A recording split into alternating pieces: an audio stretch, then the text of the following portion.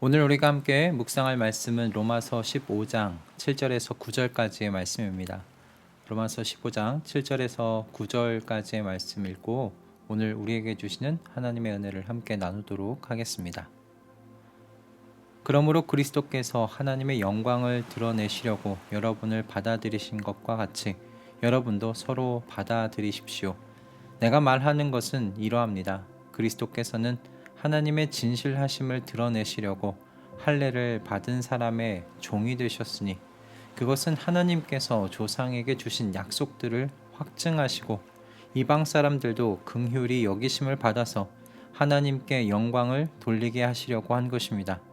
기록된 바 그러므로 내가 이방 사람들 가운데서 주님께 찬양을 드리며 주님의 이름을 찬미합니다 한 것과 같습니다. 아멘. 오늘 본문의 메시지는 복잡하지 않습니다.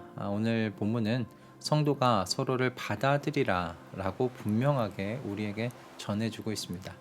강한 자가 약한 자의 짐을 짊어지고 자기에게 좋을 대로 행하지 않는 것.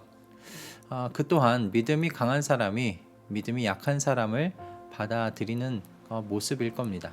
그러나 바울 사도는 여기서 한 걸음 더 나아가요. 믿음이 강한 사람과 약한 사람을 나누지 않고 그 모두를 아울러서 서로를 받아들이라고 그렇게 말함으로써 사도 바울은 한 걸음 더 나아가는 모습을 우리에게 보여주고 있습니다. 나는 아직 이런저런 부분들로 저 형제를 자매를 받아들이기 힘들다고 말하지 말라는 그런 말씀이라고도 우리가 생각할 수 있겠지요. 이유는 한 가지입니다. 이렇게 서로를 받아들이는 것이요 하나님께 영광을 돌려드리는 일이 되기 때문입니다. 바울 사도는 그리스도께서 어떻게 하나님께 영광을 돌리셨는지를 이후에 간단하게 설명하고 있어요. 그리스도께서는 저와 여러분을 받아들이시는 것으로 하나님의 영광을 드러내셨다. 그렇게 사도 바울은 우리에게 이야기합니다. 그런 말씀을 볼 때 하나님의 영광을 세상에 드러내는 일, 이거 복잡한 과정을 필요로 하지 않는다는 것을 알 수 있지요. 성도가 서로를 받아들임으로 살아계신 하나님께서 이 세상에 임하셔서 통치하고 계신다는 걸 드러낼 수 있다는 말씀입니다.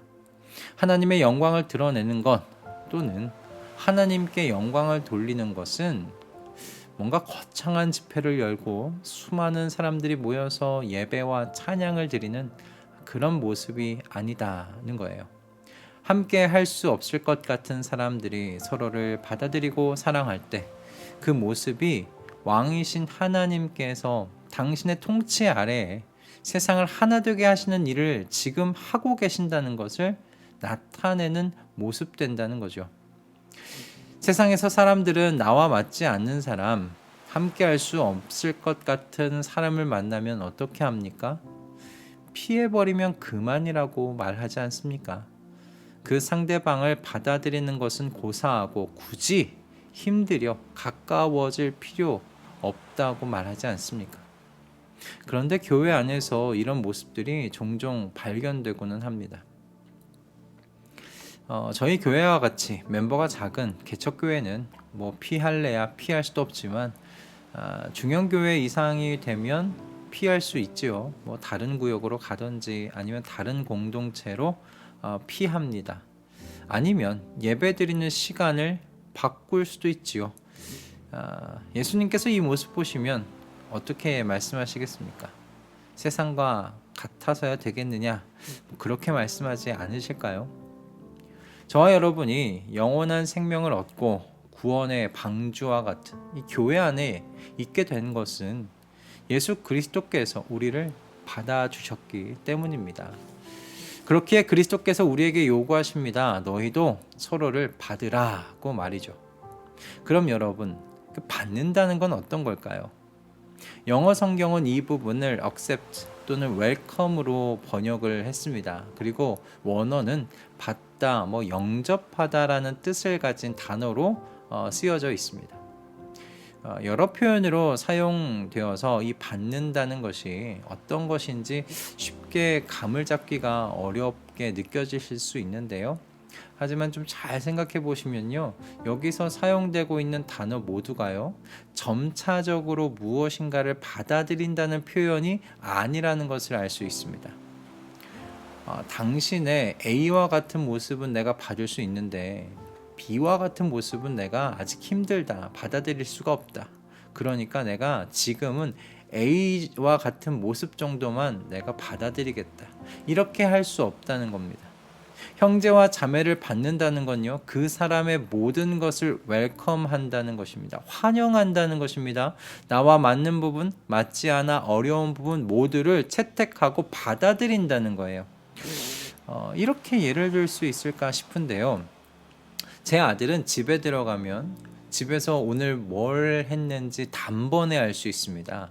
안방에서 간식을 먹으면서 게임을 했고, 거실로 나와서 숙제를 하다가 어떤 책을 봤고, 또 어떤 옷으로 갈아입었는지 다 알 수 있습니다. 왜냐하면 그 모든 곳에 흔적들을 다 남겨놓기 때문입니다. 이런 부분이 사실 저와는 정말 안 맞습니다. 쓴 물건은 제자리에 놓아져 있는 것이 저는 마음이 편해요. 그리고 웬만하면 안방과 거실에 있는 테이블 위에는 아무것도 올라가져 있지 않은 모습을 보는 게 제 마음이 편합니다. 이렇게 저와 아들이 서로 안 맞는 부분이 있다고 해서 안 보고 살 수 있을까요? 피하고 살 수 있을까요? 아니요, 그럴 수 없습니다. 아들이라는 그 존재 전부를 저는 그냥 받아들이고 함께 살아가고 있는 중입니다. 여러분, 받아들인다라는 말은 이와 같은 의미인 것 같아요. 타인과 타인으로서 받아들인다는 것이 아니라는 말씀입니다. 예수 그리스도의 같은 피가 흐르는 하나님 나라 가족으로서 받아들인다는 의미입니다. 여러분, 8절과 9절의 말씀을 한번 보십시오. 그리스도께서요, 아브라함에게 하신 약속을 지키시기 위해 이 땅 가운데 종의 모습으로 오셨습니다. 그래서 유대인들뿐만 아니라 이방인들도 하나님의 백성이 되는 복을 누리게 하셨지요. 유대인과 이방인이 그리스도 안에서 어떤 존재가 되었습니까? 어떤 관계가 되었습니까? 타인이 아닌 가족이 되게 하셨습니다. 그러므로 우리가 서로를 진정으로 그리스도의 피가 흐르는 하나님 나라의 가족으로 받아들일 때 하나님의 영광을 이 세상 가운데 드러내게 되는 겁니다. 여러분, 이런 것이 사람의 결단과 의지만으로는 할 수 없는 일이기 때문에 그래요. 그리스도의 은혜와 사랑으로만 이 일이 가능하기 때문에 그렇습니다. 여러분, 생각해 보십시오. 한 사람을 받는다는 게 어디 쉬운 일입니까?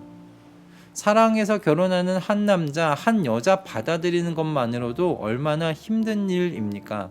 세상에 많은 사람들이 이것이 얼마나 힘든 일인지를 보여주고 있지 않습니까? 그런데 주님께서 요구하시는 것이 무엇입니까? 교회 안에 있는 수많은 형제와 자매를 받아들이라고 지금 요구하고 계세요. 한 형제, 한 자매만을 받아들이라고 요구하시는 게 아닙니다. 교회 안에 있는 모든 서로를 받아들이라고 말씀하십니다. 그리스도께서 나를 받으신 것처럼 그렇게 서로를 받아들이라고 말씀하고 계십니다. 이건 사람의 능력으로 절대 할 수 없는 일입니다. 오직 하나님의 성령께서요, 사람의 이성과 생각을 넘어서는 그 하나님의 사랑을 부어주실 때 가능한 일이죠. 내게 능력 주시는 분 안에서만 가능한 일입니다. 그렇기에 서로를 받아들일 때요, 하나님께 영광을 올려드리고요, 하나님께서 영광 받으십니다. 하나님의 영광이 세상 가운데 드러나게 되는 거죠. 하나님만이 하실 수 있는 일이기 때문에요. 그러므로 여러분, 이 아침에 우리 좀 기도했으면 좋겠습니다. 주님께서 받으라고 지금 떠올려 주시는 형제와 자매를 환영하며 그리스도의 같은 피가 흐르는 가족으로 받고자 하니 하나님의 사랑으로 충만하게 해달라고 기도했으면 합니다. 하나님의 성령으로 충만하게 되어 그리스도께서 나를 단번에 받으신 것처럼 우리 또한 서로를 그렇게 단번에 받을 수 있게 해달라고, 환영할 수 있게 해달라고, 그래서 하나님의 영광을 세상에 드러내는 삶이 되게 해달라고 우리 이 아침에 함께 기도하면서 오늘 하루를 시작했으면 좋겠습니다. 할렐루야. 기도하겠습니다. 주님, 그리스도께서 우리를 받으신 것과 같이 우리도 서로를 그렇게 받기를 소원합니다. 그러나 이 소원이 사람의 의지와 결단만으로는 어려움을 고백합니다. 하나님의 사랑을 부어주지 않으시면 우리 안에 있는 악함이 서로를 밀어내려고 하오니 그리스도의 피로 서로를 당겨 한 몸 되게 하신 것, 그것을 이룰 수 있도록 주님의 사랑을 우리 가운데 부어 주시옵소서. 예수 그리스도의 이름으로 기도드립니다.